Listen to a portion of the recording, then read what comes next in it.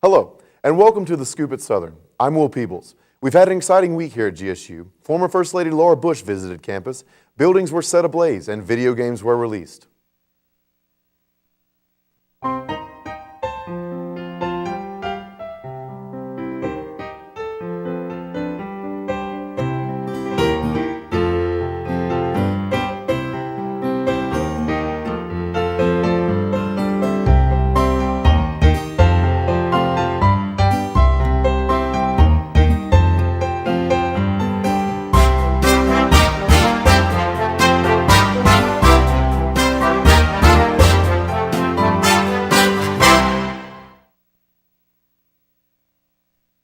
We begin with Laura Bush. The First Lady stopped by campus Tuesday night to talk about leadership and her experiences in the White House as First Lady. Former President Bush's wife addressed a large audience of Georgia Southern students at a sold-out Hanner Fieldhouse. The event was hosted by the Division of Student Affairs and Enrollment Management and Office of Student Leadership and Civic Engagement as a part of a series of student organization and leadership development workshops. Bush spoke of her experiences during her 8 years as First Lady, including her own accounts of 9/11 and its ramifications on herself in the United States. Lady Bush praised Americans' inherited laws and civil institutions, expressing how blessed she believed our country to be to possess such a system of democracy. She stressed to students the importance of setting goals and working hard to achieve. What do you miss about your time in the White House, and how does that compare before, during, and after your time? Well, I always joke and say the chef. So does George. But, I miss the people. I mean, that's who we really miss. All the people that work with us in our administration, and Margaret Spellings, our Secretary of Education, has just joined us in Dallas, and we see a lot of people. Dr. Rice, Condi Rice, stayed with us last week. She had a speech in Dallas. We do see them, but all of the people that work at the White House, for administration to administration, the butlers and the ushers and the florist and the chef and all of those, we knew already because we visited the White House when George's dad was president. And so when we moved to the White House, we had an advantage, of course, that no one since John Quincy Adams had. We knew what it was like, what the building was like, having stayed there a lot, and then knew the people. Wednesday afternoon, a large fire was started in the packed parking lot. Not an actual fire, but the annual Up in Flames event. The Statesboro Fire Department comes to GSU's campus every year to set a model of a freshman housing unit ablaze and then extinguish it in order to increase students' awareness of fire safety. The fire serves as a warning to students of how easily a fire can start, as well as how quickly it can spread. The event is crucial to some GSU freshmen who aren't necessarily used to cooking for themselves yet. Something as simple as leaving a stove on could cause irreparable damage to their dorms, as well as their belongings. The vivid imagery of a burning dorm model serves as a visual reinforcement to the rules and regulations put in place by campus housing regarding fire prevention and safety. Besides the fire, there were many different activities set up around the Performing Arts Center parking lot to entertain and educate eventgoers. Students were given the opportunity to try on fireman gear and pull a 50-yard hose out of a fire truck.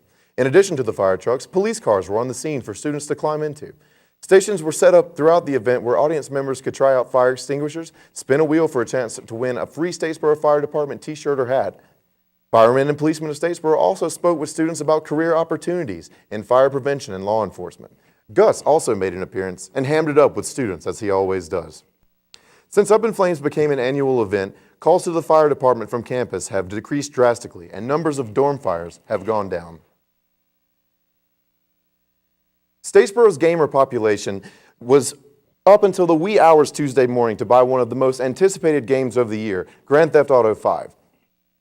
I myself went to the midnight release at GameStop, and we'll talk about Grand Theft Auto right after this.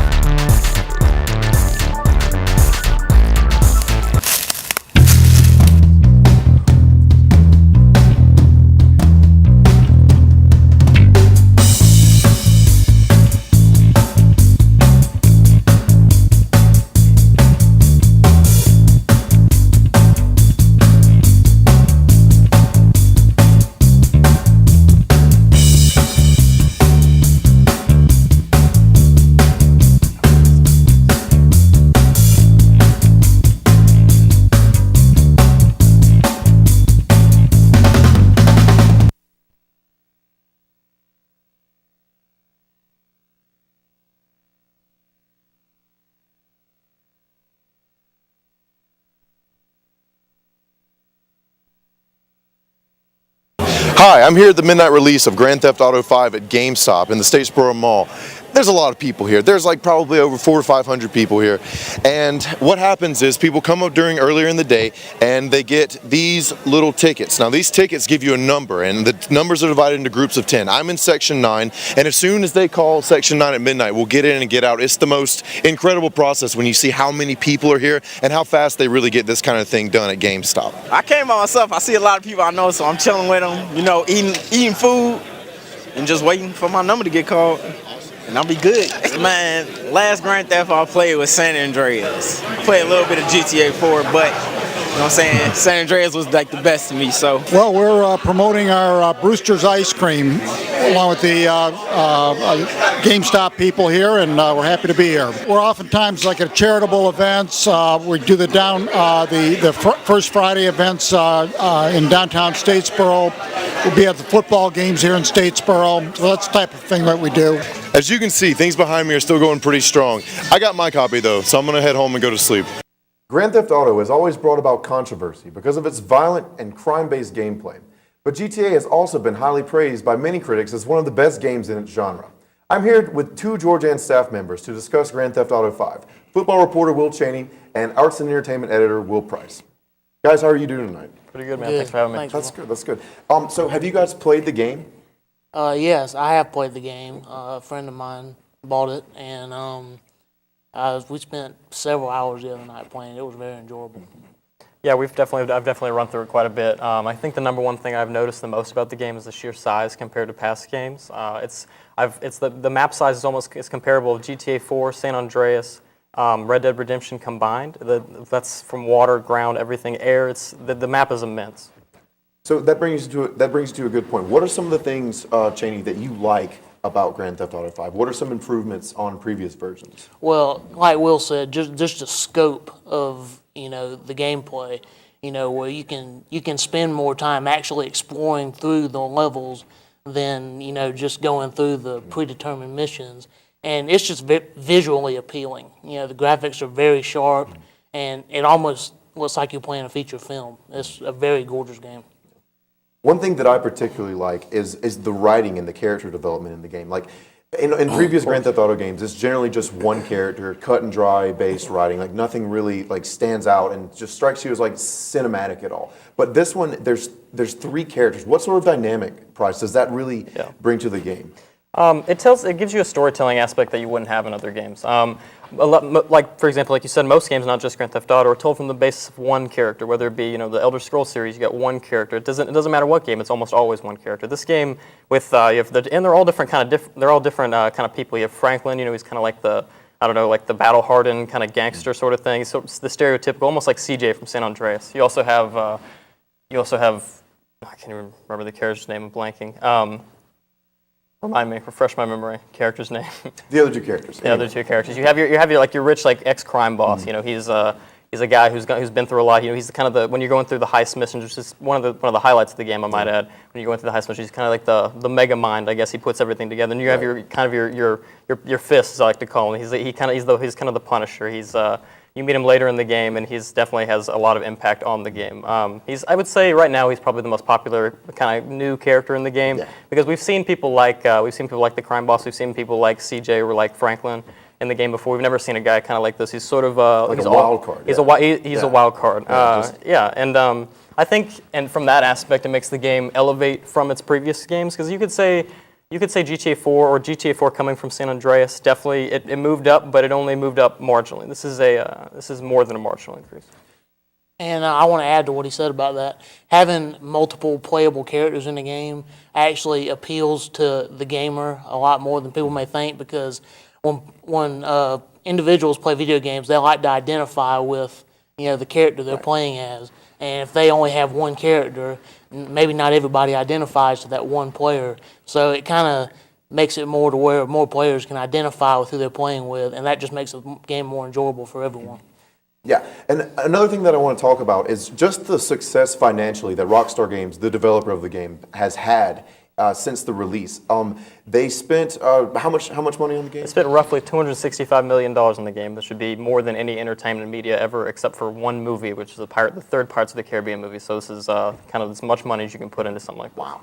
And they made all that money back in pre-orders. That's correct. Like just pre-orders. Like before the game was even released, they'd already broken even. Correct. And Which is incredible, but continue. And on day one alone, they sold almost $800 million in sales. That's the most day one openings of any entertainment media ever, whether it be movies, books, film, anything. It's surpassed pretty much everything by miles. The next closest in video games is Black Ops 2 at $500 million. So that's a $300 million gap, just to give you an idea of how popular this game's been so far. That's remarkable. Guys, we're going to have to take a quick break here, but we're going to be right back, and we're going to talk about some of the not so highly praised parts of the game, including its effect on those that play it. Until then, here's a word from a student organization.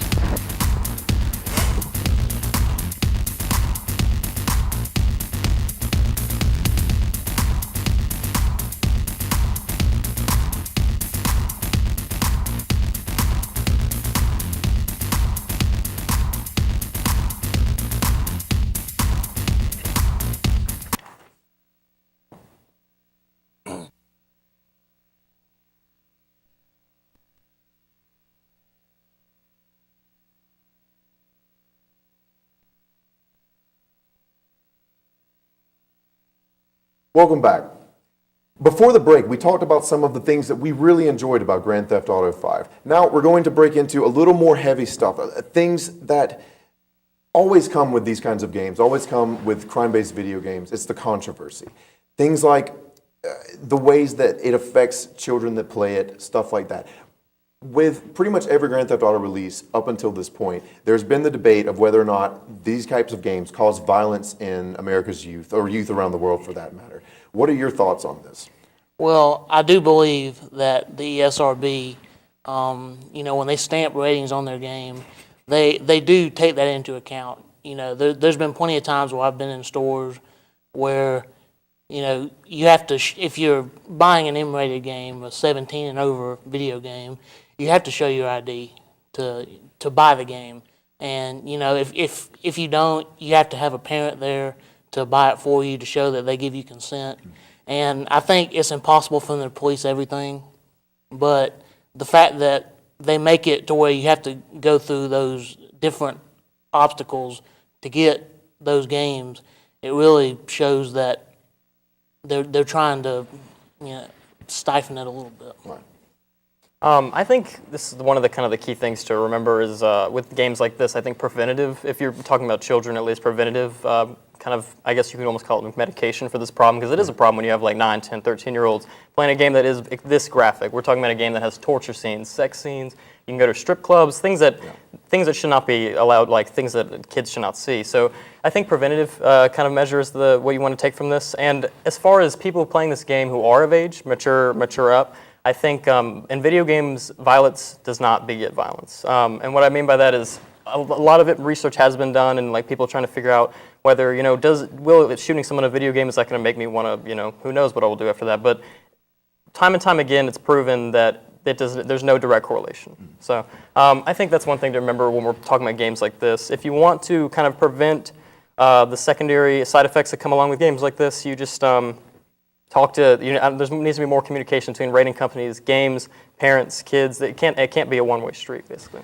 And to add to what he said, there needs to be more communication. The parents can, do some homework on the games that, when their kid tells them they want them for their birthday or something like that, they can do the research and make the judgment call whether they think it'll be suitable for their child or not.